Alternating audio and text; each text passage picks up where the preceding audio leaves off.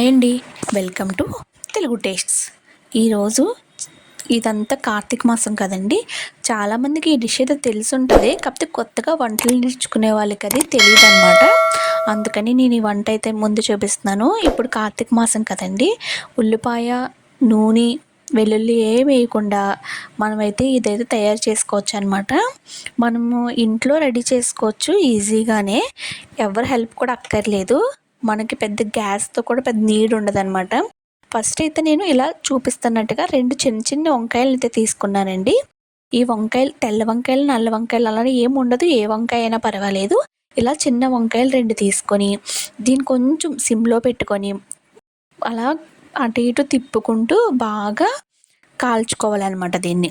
ఇది బాగా కాలితేనే మనకి మంచి టేస్ట్ అనేది అయితే వస్తుంది. ఇది కాల్చడం అయితే మీరు బాగా చూసుకోవాలి. ఇప్పుడు నేను చూపిస్తున్న విధంగా కాల్చుకోండి.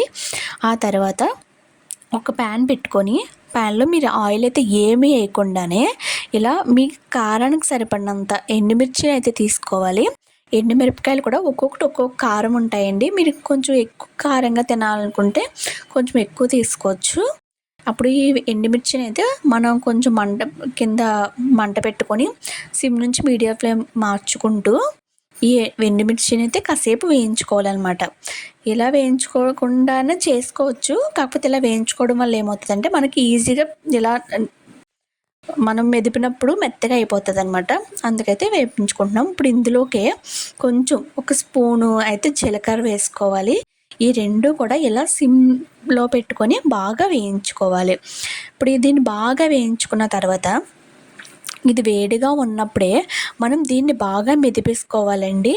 ఇలా మెదుపుకోవడం వల్ల ఏమవుతుందంటే మనకి వెంటనే నలిగిపోతుంది అనమాట. ఎండుమిర్చి కొంచెం చల్లబడిపోయిందంటే మిరపకాయలు అయితే మెదపవు, గట్టిగానే ఉండిపోతుంది. అందుకని అలా చేసుకోవాలి.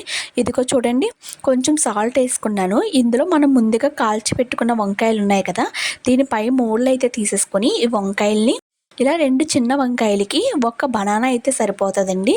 ఈ బనానా అయితే కూడా నేను తీసుకున్నాను. అలాగే ఈ వేడి మీద ఉన్నప్పుడే ఈ ఎండుమిర్చి జీలకర్రను కూడా బాగా మెదిపేసుకుంటున్నాను అనమాట. ఇలా చేత్తో మెదుపుకుంటే మెతుక్కోవచ్చు, లేదంటే ఏదన్నా మిక్సీలో వేసుకున్నా కానీ బాగా నలిగిపోద్ది. ఇప్పుడు ఇందులోకే మనం ముందుగా కాల్చి పెట్టుకొని పక్కన పెట్టుకున్నాం కదండి వంకాయ, ఇంకా ఒక బనానా తీసుకున్నాం, తొక్క తీసి పెట్టుకొని మన టేస్ట్కి సరిపడినంత సాల్ట్ కూడా వేసుకొని ఇదంతా బాగా కలిసే వరకు మెదుపుకోవాలన్నమాట. ఇవన్నీ బాగా కలిసిపోయిన తర్వాత మనం దీనికోసం ముందుగానే చింతపండు పులుపు అయితే నానబెట్టుకొని ఉంచుకోవాలండి. ఆ చింతపండు పులుపును కూడా కొంచెం తిక్కగానే తీసుకోవాలి. మరీ పల్చగా తీసుకుంటే మనకి వాటర్లా అనిపిస్తుంది, అంత బాగోదు.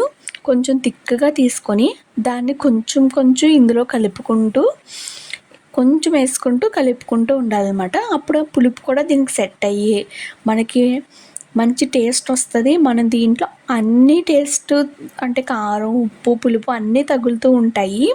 ఇది పప్పులో అయినా వేసుకొని, ముద్దపప్పులో ఈ పచ్చిపులుసు అయితే వేసుకున్నామంటే వంకాయ పచ్చిపులుసు చాలా టేస్టీగా ఉంటుందండి.